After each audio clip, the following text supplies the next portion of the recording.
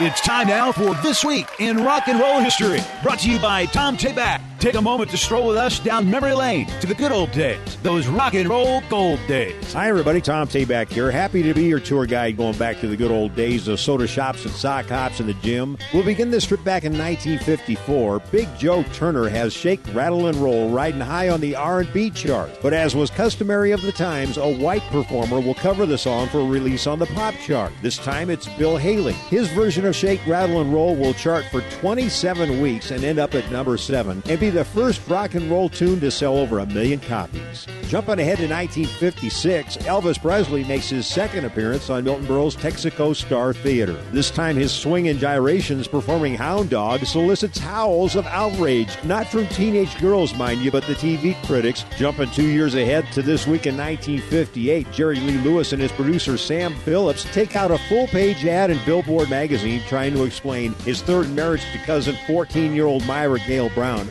She was 13 at the time. Also this week in 1958, Elvis Presley uses his first weekend furlough from the Army to record A Fool Such As I Got Stung, and A Big Hunk of Love. Let's go to 1959. Robert Zimmerman graduates from high school in Hibbing, Minnesota. Soon he would be changing his name to Bob Dylan and launching a career from the coffee houses of Greenwich Village in New York.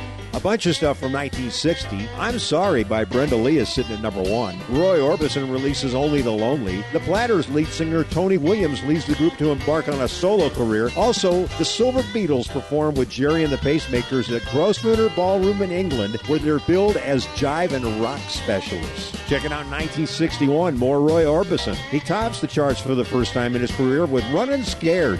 1962, after failing to get signed by Decca Records and several other studios, the Beatles auditioned for George Martin at EMI's Abbey Road Studios. His initial impression? Well, the lads were pretty awful, but he did like their humor and the blend of Lennon's and McCartney's voices. All in all, he signs the group because he likes the energy of their manager, Brian Epstein. 1963, Da Do Ron Run by the Crystals peaks at number 3. 1964, the Dixie Cups became the first American group of the year to top the charts with Chapel of Love. Leaping ahead to 1966, the Rolling Stones topped the charts with Painted Black, the first number 1 hit to feature a sitar. And finally, this week in 1967, the Monkees kicked off their summer tour in front of a completely crazed, standing-room-only audience at the Hollywood Bowl. If this is your kind of music, you'll love my Rock and Roll Showcase, featuring trivia and stories about the rock and roll stars along with their charted hit singles at Podomatic.com or on YouTube.